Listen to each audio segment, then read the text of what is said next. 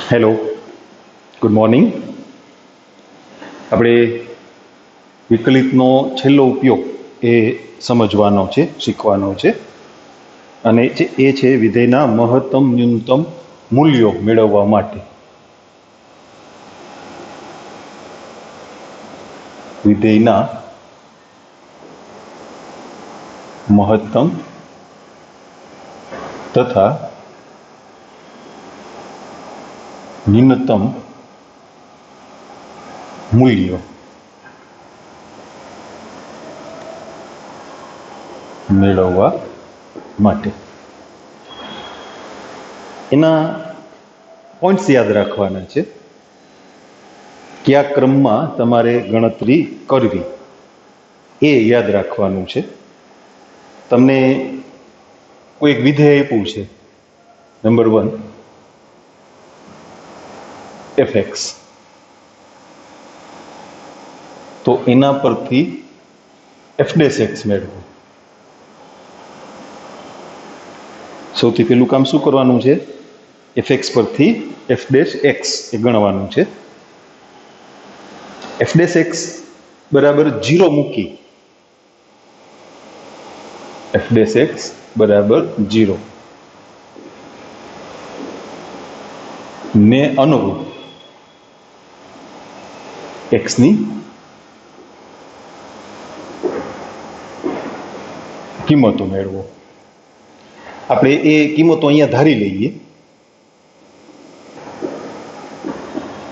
ધારો કે x બરાબર p q r. x ના કેટલા મૂલ્યો મળશે એ આપણે અત્યારથી ના કહી શકીએ. માની લો કે બહુપદી વિધેય હોય તો તમને આપેલી બહુપદી વિધેય f એ 4 ઘાત વાળી બહુપદી હોય તો વિકલન કરતા ત્રિઘાત બહુપદી વધે. બરાબર 0 મૂકીને સમીકરણ ઉકેલો તો x ની 3 કિંમત મળે. આપેલું વિધેય ત્રિઘાત બહુપદી હોય તો વિકલન કરતા દ્વિઘાત બહુપદી મળે. એનું સમાધાન કરતી x ની 2 કિંમત મળે. ત્રિકોણમિતીય વિધેય હોય તો ઘણી બધી કિંમતો મળે.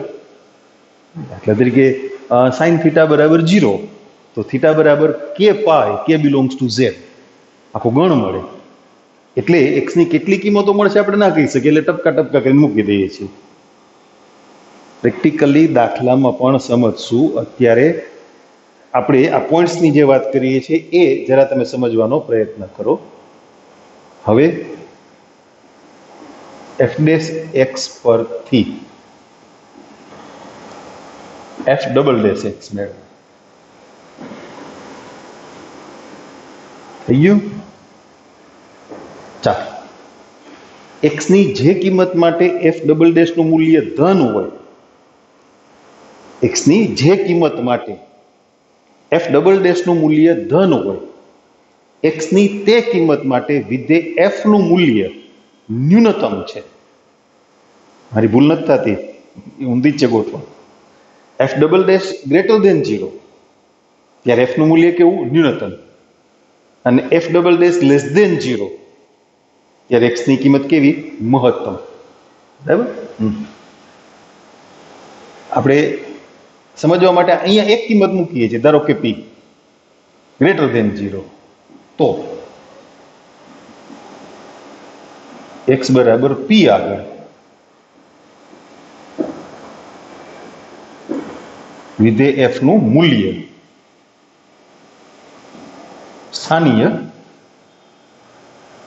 એ સ્થાનીય શબ્દ છે ને એ હમણાં તમને સમજાવું. આખો સ્થાનીય બીજો એક શબ્દ આવશે પ્રાદેશીય, એ પણ સમજવું, અથવા વૈશ્વિક.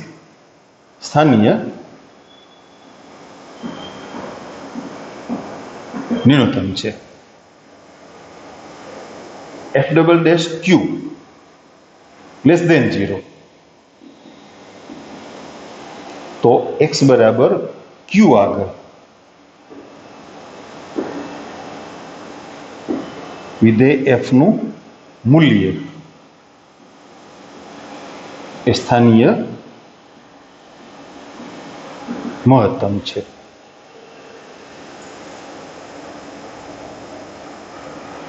તો f નું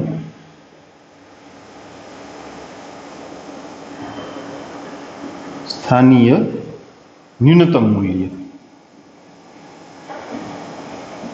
એટલે એફ ઓફ પી, એફનું સ્થાનીય મહત્તમ મૂલ્ય એફ ઓફ ક્યુ.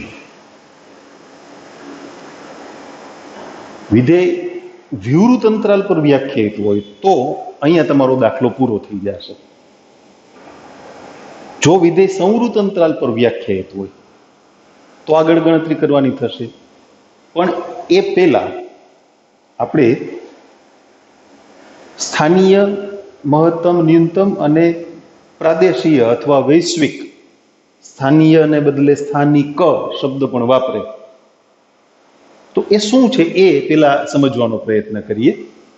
અહીંયા એફ છે એ વિવૃત અંતરાલ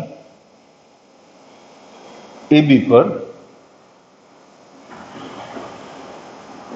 વ્યાખ્યાયિત છે. એટલે આ વાત પૂરી થઈ. હવે સ્થાનીય અને વૈશ્વિક અથવા પ્રાદેશિક એટલે શું? જો માની લ્યો કે કોઈ વિધેયનો આલેખ, તમે સાઈન અને કોસના આલેખ દોર્યા છે, તમને ખબર છે તરંગાકાર આવે ને, પણ એવું અન્ય કોઈ વિધેય હોય કે જેનો આલેખ દોરતા તમને એ આવો કંઈક મળતો હોય, આવો, આપણે અહીંયા રોકાઈ જઈએ. હવે સ્થાનીય અને વૈશ્વિકને આપણે પ્રેક્ટિકલી સમજીએ. તમે 10મા ધોરણની એક્ઝામ આપી હતી એ વખતે તમે જે સ્કૂલમાં ભણ્યા હો ત્યાં તમે કદાચ તમારા ક્લાસમાં 10મા ધોરણનો તમારો જે ક્લાસ હોય ABCD જે હોય તે એમાં સૌથી વધારે માર્ક મેળવા હોય, પર્સન્ટેજ, PR ની વાતમાં નહીં પડી, એ ગણતા ના આવડે આપણને, એ તો માર્કશીટમાં લખાવે વાંચી લેવાના હે ને. એ ધારો કે તમારા ક્લાસમાં તમારા સૌથી વધારે માર્ક છે ટોટલ, તો તમે તમારા ક્લાસમાં ફર્સ્ટ છો, તો એ છે ને સ્થાનીય છે, સ્થાનિક, લોકલ લેવલે. તમારો પહેલો નંબર ખરો પણ લોકલ લેવલે, આખા રાજકોટ સિટીમાં, આખા રાજકોટ જિલ્લામાં કે આખા ગુજરાતમાં તમારો પહેલો નંબર હોઈ શકે, ના નથી, પણ ક્લાસમાં પહેલો નંબર એટલે ઇટ ડઝન્ટ મીન કે તમારો ગુજરાતમાં કે જિલ્લામાં કે શહેરમાં પહેલો નંબર હોય જ.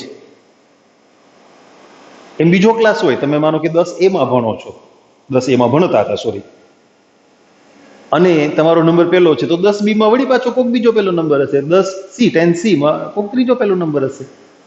તો એ સ્થાનીય મહત્તમ મૂલ્યો ત્યાં. એમ છેલ્લો નંબર એ હોય ને, 10A માં છેલ્લો નંબર, 10B માં છેલ્લો નંબર, તો એ સ્થાનીય ન્યૂનતમ મૂલ્યો થયા. હવે એવું બને કે કોઈ એક ક્લાસમાં સૌથી છેલ્લા વિદ્યાર્થીનું રિઝલ્ટ અને અન્ય કોઈ ક્લાસમાં સૌથી પહેલા વિદ્યાર્થીનું રિઝલ્ટ. જો બરાબર સમજો, આપણે મેરિટ પ્રમાણે ક્લાસ ગોઠવા હોય, માની લો કે 10માના 4 ક્લાસ છે, 10A, 10B, 10C, 10D, એને મેરિટ પ્રમાણે ગોઠવા હોય, એટલે 10A માં છેલ્લો નંબર જે આવે ને બોર્ડની એક્ઝામમાં, 10A માં જેનો છેલ્લો નંબર હોય એ 10D ના પહેલા નંબર કરતા વધારે હોય, કારણ કે બધા હોશિયાર વિદ્યાર્થી છે. આમાં પાછળના બધા છે, પાછળનો લોટ માન પાસ થતા હોય એવા પાસ થઈ ગયા હોય. 10D માં પહેલો નંબર હોય એના 74% થતા હોય, અને 10A માં છેલ્લો નંબર હોય એના 80% થતા હોય. એટલે સ્થાનીય મહત્તમ કરતા સ્થાનીય ન્યૂનતમ મૂલ્ય વધુ હોઈ શકે, ઊંચું હોઈ શકે એવું બને. તો વૈશ્વિક મહત્તમ અથવા પ્રાદેશીય મહત્તમ કે ન્યૂનતમ એ શું છે? તો કે સમગ્ર પ્રદેશ ગણ પર મોટામાં મોટું મૂલ્ય, અને સમગ્ર પ્રદેશ ગણ પર નાનામાં નાનું મૂલ્ય. ગુજરાત બોર્ડમાં પહેલો નંબર અને ગુજરાત બોર્ડમાં છેલ્લો નંબર. પણ એ ક્યારે શક્ય બને? જો તમારું વિધેય વિવૃત અંતરાલ પર વ્યાખ્યાયિત હોય તો તમારો આલેખ એ સમતલમાં કોઈ ચોક્કસ બિંદુથી શરૂ નહીં થાય. માની લ્યો કે તમારું વિધેય છે એ વિવૃત અંતરાલ -1 થી 10 પર વ્યાખ્યાયિત છે. તો x બરાબર -1 ને સંગત તમારી પાસે બિંદુ નહીં હોય, કારણ કે તમારા પ્રદેશ ગણમાં -1 નથી. એટલે અહીંયા આલેખમાં આમ પોલું મીંડું હશે. આલેખ શરૂ ક્યાંથી થયો? -1 પછીથી, અને પૂરો ક્યાં થયો? 10 પહેલા. તો પછી વૈશ્વિક મૂલ્યોની વાત થઈ જ ના શકે ને, કારણ કે વાયના મૂલ્યો, વિધેયના મૂલ્યો ક્યાંથી શરૂ થયા એ તો આપણે કહી જ ના શકીએ. x ની કિંમત કોઈ ચોક્કસ સંખ્યાથી શરૂ ન થતી હોય તો અનુરૂપ વાયનું મૂલ્ય કોઈ ચોક્કસ સંખ્યાથી શરૂ થાય છે, આપણે કહી જ ના શકીએ ને. એમ છેલ્લે એન્ડમાં પણ એવું થાય. એટલે વિધેય વિવૃત અંતરાલ પર વ્યાખ્યાયિત હોય ત્યારે માત્ર સ્થાનીય મૂલ્યોની વાત તમે કરી શકો. આમાં આપણે જોઈએ સ્થાનીય એટલે જો અહીંયા જે શૃંગ હોય ને, શૃંગ અને ગર્ત એ શબ્દથી તમે પરિચિત છો, ફિઝિક્સમાં આવે હે ને. તો શૃંગ જેટલા છે ને એ બધા સ્થાનીય મહત્તમ છે. હા, એટલે માની લ્યો કે આપણે એને A, B અને C કહીએ, અને ગર્ત છે એ બધા કેવા છે? સ્થાનીય ન્યૂનતમ. માની લ્યો કે આપણે કેપિટલ P અને Q કહીએ. બરાબર? તો તમે જુઓ સ્થાનીય મહત્તમ, આ મહત્તમ છે ને, હું વાતને સમજાવવા આલેખને થોડોક ટ્વિસ્ટ કરી નાખું. એટલે તમને જે મેં તમને હમણાં વાત કરી ને કે ભાઈ 10A નો છેલ્લો નંબર અને 10B નો પહેલો નંબર, તો ઓલો ભલે ને છેલ્લો હોય, એના માર્ક છે એ ઓલા પહેલા નંબર કરતા વધારે હોય. આ મહત્તમ છે અને આ ન્યૂનતમ છે. તો ન્યૂનતમ છે એ મહત્તમ કરતા મોટું હોય એવું બને, કારણ કે સ્થાનીય છે. જો વિધેય સંવૃત અંતરાલ પર વ્યાખ્યાયિત છે તો તમારો આલેખ એક ચોક્કસ બિંદુથી શરૂ થઈ અને અન્ય કોઈ ચોક્કસ બિંદુએ પૂરો થયો. તો સમગ્ર પ્રદેશ ગણ પર મોટામાં મોટું મૂલ્ય કયું છે અને નાનામાં નાનું મૂલ્ય કયું છે એને પ્રાદેશીય અથવા વૈશ્વિક મહત્તમ કે ન્યૂનતમ મૂલ્યો કહેવાય.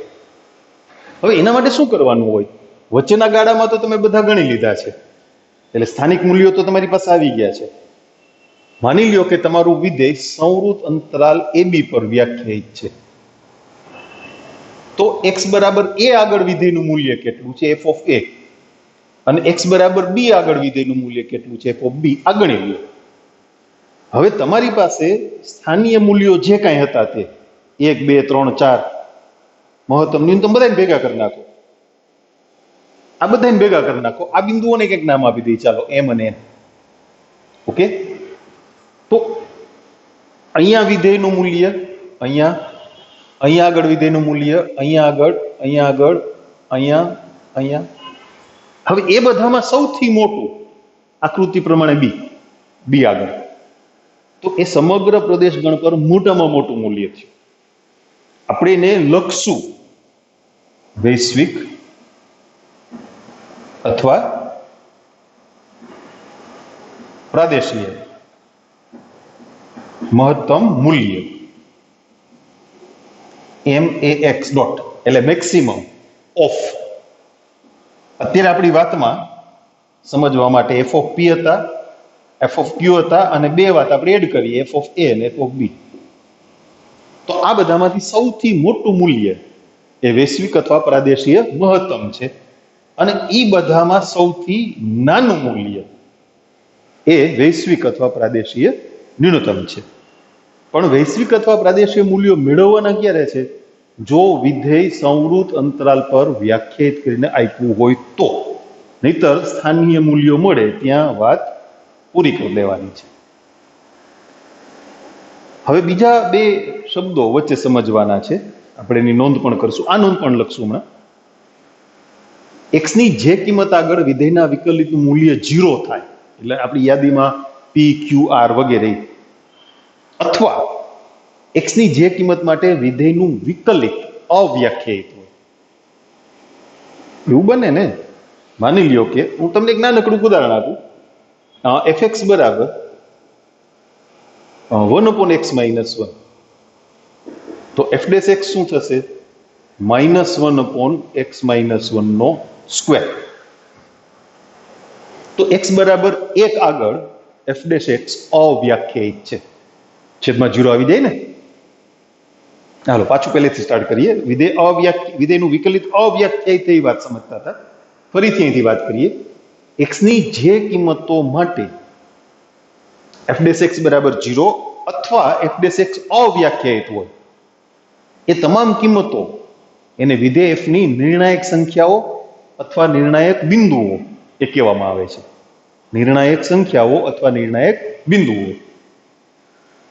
એફ ડબલ ડેશ નું મૂલ્ય તમે ચેક કરો છો. x ની અહીંયાથી જે કિંમતો મળી છે એના માટે એફ ડબલ ડેશ દ્વિતીય વિકલિતનું મૂલ્ય ધન મળે તો ન્યૂનતમની વાત અને ઋણ મળે તો મહત્તમની વાત. પણ માની લ્યો કે x ની આ બધી જે કિંમતો મળી છે એફ ડેશ એક્સ બરાબર 0 મૂકતા x ની જે કંઈ કિંમતો મળી છે એમાંથી કોઈ સંખ્યા માટે એફ ડબલ ડેશ નું મૂલ્ય 0 થઈ ગયું. એફ ડબલ ડેશ ત્રીજું એક બિંદુ આપણે મૂક્યું છે ને ત્યાં અહીંયા લખીએ. ચાલો એફ ડબલ ડેશ આર બરાબર 0. x ની જે કિંમત માટે વિધેયના દ્વિતીય વિકલિતનું મૂલ્ય 0 થાય ત્યાં વિધેયનું મહત્તમ કે ન્યૂનતમ મૂલ્યની ચર્ચા નહીં થઈ શકે, કારણ કે દ્વિતીય વિકલિતનું મૂલ્ય ધન મળે એવી x ની કિંમત આગળ વિધેય f નું મૂલ્ય સ્થાનીય ન્યૂનતમ છે, ઋણ મળે ત્યાં સ્થાનીય મહત્તમ છે. તો 0 મળે તો કાંઈ નથી કરવાનું. એને વિધેયનું નતિ બિંદુ કહેવાય. નતિ બિંદુ ગુજરાતી શબ્દ છે, થોડોક અઘરો છે ને. આ ગુજરાતી આમે અઘરું છે. એના કરતા ઇંગ્લિશ સારું કે હિન્દી સારું? હિન્દી સારું. સિરિયલોમાં પિક્ચરમાં આપણને કેવું સરસ સમજાય હે ને. પણ ક્યારેક હાથમાં આવે તો હિન્દી મીડિયમની ટેક્સ્ટ બુક વાંચવાની ટ્રાય કરજો. પછી લાગશે કે ના હિન્દી બહુ સહેલું છે. સહેલું છે નહીં, એમાં કાંઈ ટપો નહીં પડે. એના કરતાં તો તમે ઇંગ્લિશ બુક વાંચો ને, મેથેમેટિક્સની કોઈ ઇંગ્લિશ રેફરન્સ બુક વાંચો ને તો તમને સમજાશે શું કહેવા માંગે છે. અને ખરેખર આમ સ્વીકારું છું, મેથ્સ છે ને એ હિન્દી મીડિયમમાં તો મને નથી આવડતું. ના શબ્દો મને નથી આવડતા. ફ્રેન્કલી હું એક્સેપ્ટ કરું છું. તમે મને હિન્દીની ટેક્સ્ટ બુક આપો અથવા તમે કોઈ દાખલાની રકમ હિન્દીમાં ગોતીને મને આપો, મને ના આવડે. ના આવડે એનું કારણ એ સમજાય નહીં એ શું કહેવા માંગે છે. એના જે ટેકનિકલ વર્ડ્સ હોય ને, પારિભાષિક શબ્દો કહેવાય, એ આપણને ના સમજાય. સિરિયલું અને મૂવી સમજવા અને આ સિલેબસ સમજવો હિન્દીમાં એમાં બહુ ફેર છે. ચાલો આપણી વાતને આપણે આગળ વધારીએ. જો એફ એ સંવૃત અંતરાલ AB પર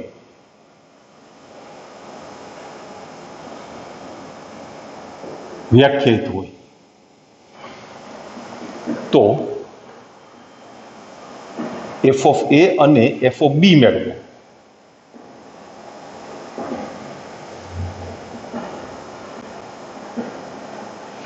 વિધેય એફ નું વૈશ્વિક અથવા પ્રાદેશીય, ઘણી વખત પ્રાદેશિક ક શબ્દ પણ વાપરે, એમાં અહીંયા સ્થાનિક શબ્દ પણ વાપરે. વિધેય એફ નું વૈશ્વિક, એનો ઇંગ્લિશ શબ્દ છે ગ્લોબલ, યુનિવર્સલ, અને આનો લોકલ, વૈશ્વિક અથવા પ્રાદેશીય. મહત્તમ મૂલ્ય બરાબર maximum of F of A, F of B, F of p, f of q. એ જે કાંઈ હોય તે આપણી વાત ત્યાં અટકી નહીં જાય. આપણે ખબર નથી એક્સની કેટલી કિંમતો મળી હશે. અને વૈશ્વિક અથવા પ્રાદેશીય ન્યૂનતમ મૂલ્ય તો minimum of F of B F of A, F of B, F of P અને એફ ઓફ ક્યુ વગેરે. આ બધામાં સૌથી નાની કિંમત. પણ એ ક્યારે ગણવાનું? વિધેય સંવૃત અંતરાલ પર વ્યાખ્યાયિત હોય તો. વિવૃત અંતરાલ પર વ્યાખ્યાયિત હોય તો દાખલો અહીં પૂરો થઈ જાય. પછી એ પ્રશ્નને ટૂંકાવવો હોય તો એવું કહે કે ભાઈ આ વિધેય પૂછે એના સ્થાનીય મહત્તમ અને ન્યૂનતમ મૂલ્યો માટે એક્સ મેળવો. બરાબર? તો અહીંયા પૂરું થાય. મૂલ્યો મેળવો તો અહીંયા, અને વિધેય સંવૃત અંતરાલ પર વ્યાખ્યાયિત હોય તો વૈશ્વિક સુધી વાત કરવાની થાય. બે શબ્દોની આપણે વાત સમજ્યા ને, એ પણ નોંધી લેશું. એક છે નિર્ણાયક સંખ્યાઓ. એક્સની જે કિંમત માટે એફ ડેશ એક્સ બરાબર 0 અથવા એફ ડેશ એક્સ અવ્યાખ્યાયિત હોય તે તમામ કિંમતોને વિધેય એફની નિર્ણાયક સંખ્યાઓ અથવા નિર્ણાયક બિંદુઓ કહેવામાં આવે છે. એક્સની જે કિંમતો માટે એફ ડેશ એક્સ બરાબર 0 અથવા એફ ડેશ એક્સ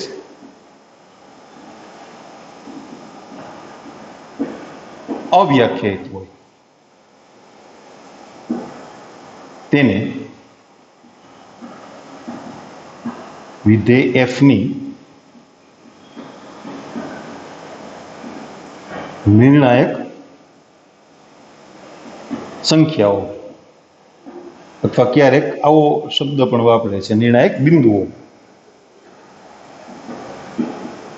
કહે છે. અને બીજો એક શબ્દ આપણે નોંધવાનો હતો, એ છે નતિ બિંદુ. ટૂંકમાં લખીએ આપણે એફ ડબલ ડેશ એમ. આમાંથી બહાર નીકળી જાય એટલે એમ મેં મૂક્યું બરાબર 0. વળી પાછો એ પ્રશ્ન એમ ક્યાંથી આવ્યો? એટલે આમાંથી જ એક સંખ્યા બાકી છે ને, આર 0. તો આર ને વિધેય એફ નું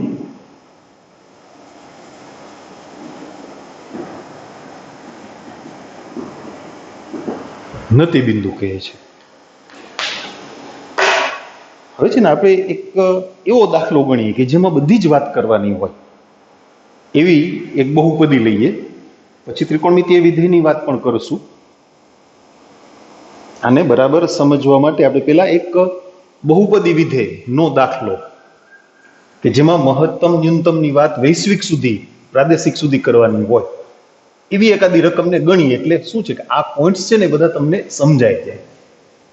આપણે જે ક્રમમાં યાદી કરી છે એ બધી સમજાય જાય. આ શબ્દો છે એ તો ઠીક છે, હવે એમાં કઈ ગણતરી નથી કરવાની, વચ્ચે વચ્ચેથી નક્કી થાય, ગણતા ગણતા વચ્ચેથી નક્કી થાય. નિર્ણાયક સંખ્યાઓ એટલે એફ ડેશ એક્સ બરાબર 0 મૂકીને એક્સની કિંમતો મેળવી લ્યો અને જુઓ કે તમે જે વિકલન કર્યું છે એ એક્સની કોઈ કિંમત આગળ અવ્યાખ્યાયિત નથી થતું ને, તો એ બધી નિર્ણાયક સંખ્યાઓ છે.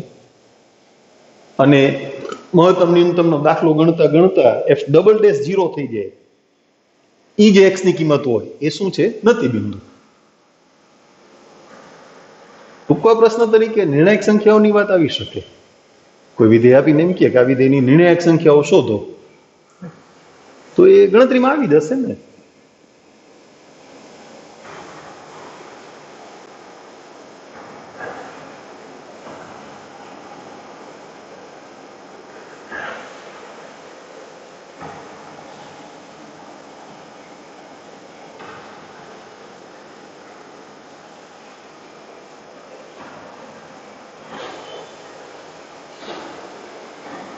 તો હવે આપણે એવા એકાદા દાખલાની વાત એ સમજીએ કે જેમાં બધી જ ગણતરી આપણા બધા પોઈન્ટ્સનો સમાવેશ થઈ જતો હોય, એટલે તમને આખી વાત છે એ વ્યવસ્થિત સમજાય જાય. બરાબર?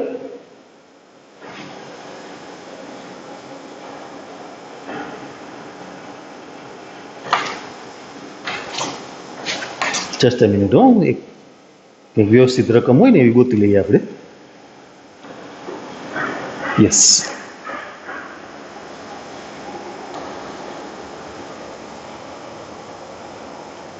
f of x equal to 3 x raised to 4 minus 8x cube plus 12x square minus 48x plus 125 અને x ની કિંમત સંવૃત અંતરાલ 0 થી 3 માં છે. સૌથી પહેલું કામ શું કરવાનું? f dash x મેળવવાનું. બરાબર? 12x ઘન માઇનસ 24x વર્ગ પ્લસ 24x માઇનસ 48. હવે f dash x બરાબર 0. પોઈન્ટ્સમાં નંબર આપ્યા, નંબર નથી આપવાના ગણતરીમાં, તો પોઈન્ટ અલગ પાડવા માટે નંબર આપ્યા છે. અહીંયા 1 2 3 કરતા નહીં. 12x cube minus 24x square plus 24x minus 48 equal to 0. બધાને 12 વડે ભાગી નાખશું ને. x cube minus 2x square plus 2x minus 4 equal to 0. એના અવયવ મેળવવા છે. મળી જાય એમ છે ઇઝીલી. જુઓ ને, નથી મળે એમ? પેલા બે પદમાંથી શું કોમન કાઢશું? x square, x minus 2 plus 2 common, x minus 2 equal to 0. તો એક અવયવ થયો x માઇનસ 2 અને બીજો અવયવ થયો x square plus 2.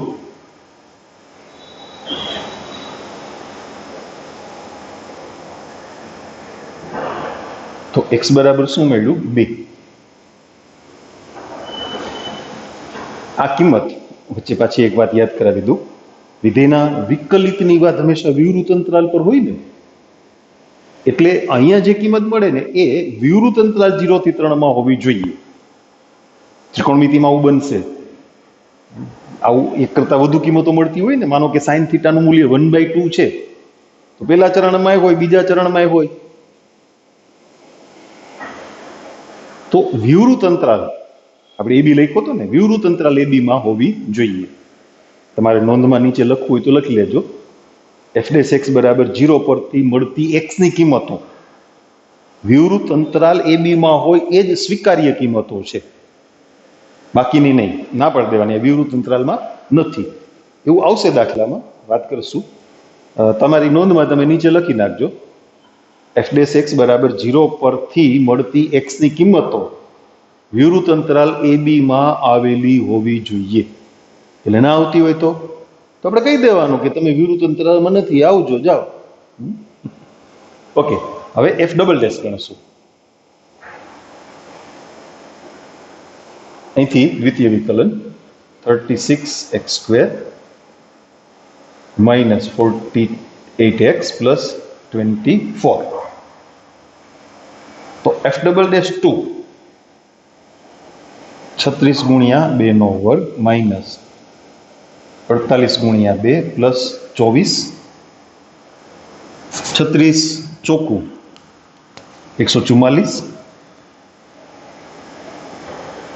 Minus 96 plus 24, એટલે આથી આ 168 ટોટલ, અને એમાંથી 96 બાદ 72 વધ્યા. એ ધન સંખ્યા થઈ ને. તો x બરાબર 2 આગળ વિધેય f નું મૂલ્ય એ સ્થાનીય ન્યૂનતમ છે. x બરાબર 2 આગળ f નું મૂલ્ય સ્થાનીય ન્યૂનતમ છે. અહીંયા એવું બન્યું કે x ની એક જ કિંમત મળી છે. x ની એક કરતા વધારે કિંમતો મળે એવું બને તો પછી સ્થાનીય, મહત્તમ, ન્યૂનતમ જે કાંઈ હોય બધું ગણવું પડે. એવી એકાદી રકમ આપણે ગોતશું. હાલો, હવે સ્થાનીય ન્યૂનતમ મૂલ્ય આપણે મેળવી લઈએ. સ્થાનીય ન્યૂનતમ મૂલ્ય એટલે f(2) x બરાબર 2 આગળ. તો આપેલા વિધેયમાં x ની જગ્યાએ 2 મૂકીએ, 3 ગુણ્યા 2 ની 4 ઘાત માઇનસ 8 ગુણ્યા 2 નો ઘન પ્લસ 12 ગુણ્યા 2 નો વર્ગ માઇનસ 48 ગુણ્યા 2 પ્લસ 125. 2 ની 4 ઘાત 16, 16 તેરી 48, 8 8 60 પ્લસ 12 ચોખ્ખું 48 માઇનસ 48 દુ 96 પ્લસ 125. આ 48 ને 48 96 ઉડી ગયા, 125 માંથી 64 ગયા એટલે 61 વધ્યા. આ થઈ ગયું સ્થાનીય ન્યૂનતમ મૂલ્ય. હવે વૈશ્વિક માટે શું કરવાનું? વિધેય સંવૃત અંતરાલ પર વ્યાખ્યાયિત છે ને, તો f(0) અને f(3) આ બે ગણવાના. f(0) ગણીએ એ તો ઇઝીલી પતી જાય એવું છે. 0 માઇનસ 0 પ્લસ 0 માઇનસ 0 પ્લસ 125. અને f(3) અંત્ય બિંદુઓ જે હોય ને અંતરાલના, ત્યાં આગળ f(a) અને f(b) આપણે લખ્યું હતું ને. ઓકે, 3 ગુણ્યા 3 ની 4 ઘાત માઇનસ 8 ગુણ્યા 3 નો ઘન પ્લસ 12 ગુણ્યા 3 નો વર્ગ માઇનસ 48 ગુણ્યા 3 પ્લસ 125. 81 તેરી 243. 3 9 9 72, 72 ગુણ્યા 3 216. 12 9 108. 48 તેરી 8 તેરી 24, 3 ચોક 12 ને 2 14, 144 અને પ્લસ 125. હવે એમાંથી ધન મૂલ્યો જુદા પાડીએ. 243, 108 અને 125. 8 ને 3 11, 11 ને 5 16, 4 ને 1 5 ને 2 7, 2 ને 2 4, 476. અને ઋણ મૂલ્યો 216 અને 144. 10 6 3 એમાંથી 360 બાદ 6 1 1 116. તો વૈશ્વિક મહત્તમ અને ન્યૂનતમ મૂલ્યો એની નોંધ કરીએ. આ ત્રણમાંથી મોટામાં મોટું એ વૈશ્વિક મહત્તમ,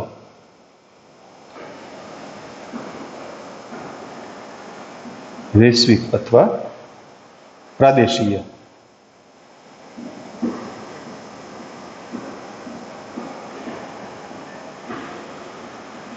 મહત્તમ મૂલ્ય 61 અને 116. તો સૌથી મોટું કોણ છે? 125. અને વૈશ્વિક ન્યૂનતમ મૂલ્ય તો મિનિમમ ઓફ 61, 125, 116 એ છે 61. બરાબર છે?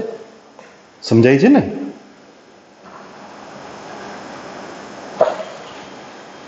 જોઈ લેશું ને, આપણી કઈ ભૂલ નથી ને? તાવડે ક્યારેક ક્યારેક ગણતરીમાં છે ને ભૂલ થઈ જાય. તમારી શું, મારી થઈ જાય છે. બને 125 ને 61 ડન. બીજો કોઈ એવો દાખલો આપણે જોઈએ કે જેમાં એક કરતા વધુ મૂલ્યોની વાત થતી હોય. ગોતીએ. Just a minute please. તો શું છે, તમને વધારે થોડું સમજાય, પ્રેક્ટિસ રહે એટલા માટે.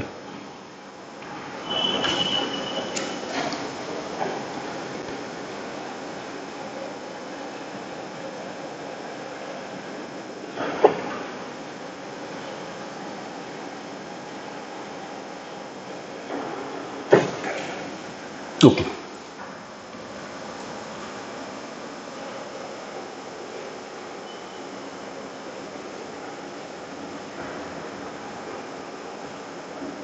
આપણે એવી રકમ એક લઈએ કે જેમાં સ્થાનીય મૂલ્યો એક કરતા વધુ હોય. આમાં એક જ મળ્યું ને, એટલે ઉદાહરણ રૂપ હજુ એકાદી રકમ એ આપણે ગણીએ. fx equal to 3x raised to 4 minus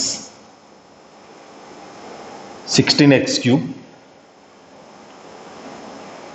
plus 18x square અને x ની કિંમત સંવૃત અંતરાલ -1 થી 4 માં.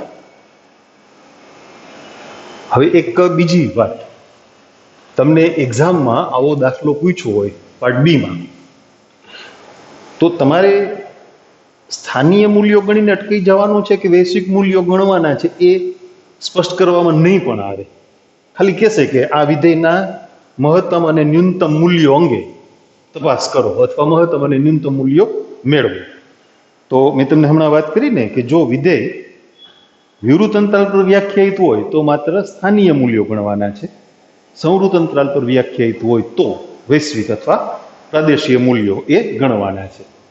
એટલે એ આપણે નક્કી કરી લેવાનું છે, એ તમને કહેવામાં નહીં આવે. વિકલન કરીએ.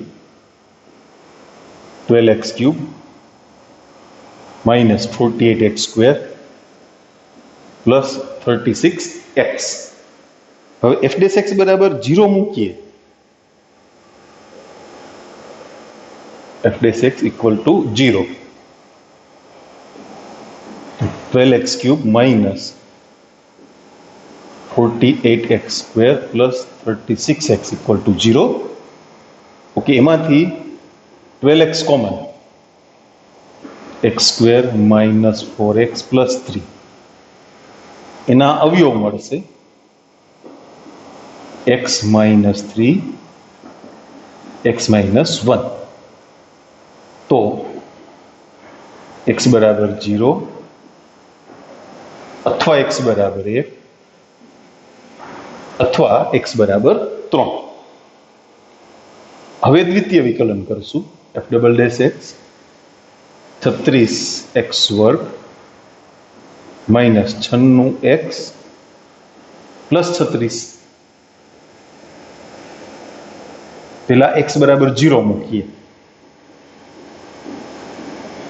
36 આવ્યા ને, મૂલ્ય કેવું છે? ધન. તો x બરાબર 0 આગળ f નું મૂલ્ય એ સ્થાનીય ન્યૂનતમ છે. હવે એ દ્વિતીય વિકલનમાં x બરાબર 1 મૂકશું. 36 માઇનસ 96 પ્લસ 36, 36 દો 72, એથી 72 બાદ કરો એટલે -24 વધ્યા ને. હા, ઋણ મૂલ્ય. તો x બરાબર 1 આગળ f નું મૂલ્ય કેવું છે? સ્થાનીય મહત્તમ. પછી f ડબલ ડેશ 3 ગણશું. x બરાબર 3 મૂકશું. 36 ગુણ્યા 3 નો વર્ગ માઇનસ 96 ગુણ્યા 3 પ્લસ 36. 3 નો વર્ગ 9. પહેલા છેલ્લા પદમાંથી મેં 36 કોમન કાઢી લીધા, હેલું પડે ને એટલે. 6 તેરી 18, 1 9 તેરી 27 ને 1 28. આ કેટલા થયા? 360. એમાંથી 288 બાદ એટલે કેટલા વધશે? 360, 288, 10, અહીંયા 2, અહીંયા 10 ને 5 15, 7 ને 8 15, 72. ચેક કરી લ્યો. 8 ને 2 10, 7, 8 ને 8 16, બરાબર. એટલે ધન મૂલ્ય થયું ને. એ મૂલ્ય કેટલું છે એની સાથે આપણને મતલબ નથી હો. ધન કે ઋણ એની સાથે, એટલે એનો મતલબ એમ નહીં કે ગમે લખી નાખો. હા, તમે ઉતાવળ હોય, ટાઈમ ઘટતો હોય તો પછી આવું વિચારી શકો કે ભાઈ 360 માંથી 288 બાદ કરીએ તો મૂલ્ય ધન જ આવે, એટલે બાદબાકી ન કરો અને ગ્રેટર ધેન 0 કરી નાખો તો ચાલે. કારણ કે તમારે એક્સ ની કઈ કિંમત આગળ એ મૂલ્ય ધન કે ઋણ મળ્યું છે એ જ જોવાનું છે ને. તો એક્સ બરાબર 3 આપો એફ નું મૂલ્ય કેવું છે? સ્થાનીય ન્યૂનતમ. હવે સ્થાનીય ન્યૂનતમ બે મૂલ્યો છે, એક સ્થાનીય મહત્તમ છે. તો સ્થાનીય ન્યૂનતમ મૂલ્યો, એક તો x બરાબર 0 આગળ મૂકો, અહીંયા 0 એટલે 0 -0 +0 એટલે 0. અને બીજું ક્યાં મળ્યું? 3 આગળ f(3).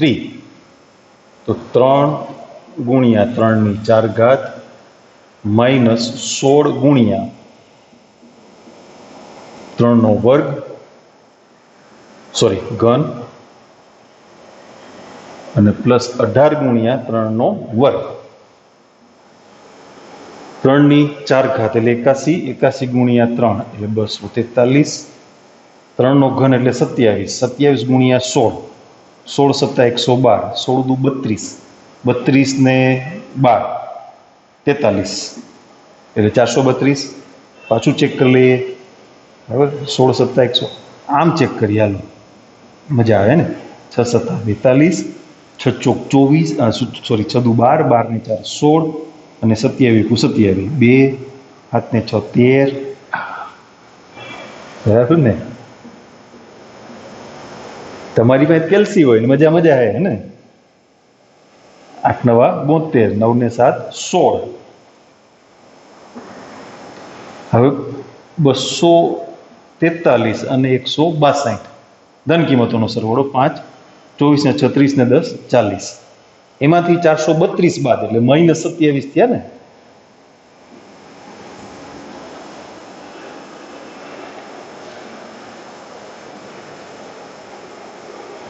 પછી સ્થાનીય મહત્તમ મૂલ્ય,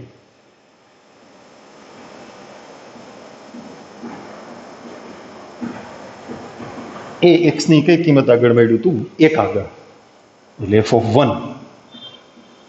તો 3 ગુણ્યા 1 ની 4 ઘાત -16 ગુણ્યા 1 નો ઘન +18 ગુણ્યા 1 નો વર્ગ. 18 ને 3 21, 21 માંથી 16 ગયા 5.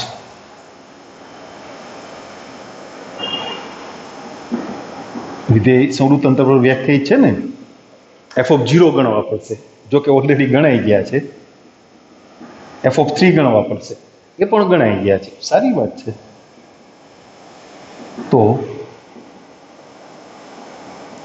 વૈશ્વિક અથવા પ્રાદેશિક, હવે હું શબ્દ નથી લખતો, એ તમે ધ્યાનમાં રાખજો. 3 મૂલ્યો છે ટોટલી આપણી પાસે, 0, -27 અને 5. 0 તો એમાંથી સૌથી મોટું એટલે 5, અને વૈશ્વિક ન્યૂનતમ મૂલ્ય તો આ બધા પૈકી સૌથી નાનું કેટલું છે? -27. એક કરતાં વધુ મૂલ્યો હોય એવા દાખલાની ગણતરી પણ આપણે સમજી લીધી, બરાબર? ઓકે, બરાબર. પોઈન્ટ્સ બધા સમજો, 2 દાખલાનો અભ્યાસ કરો, પછી પાછી આપણે આગળ ચર્ચા શરૂ કરીશું.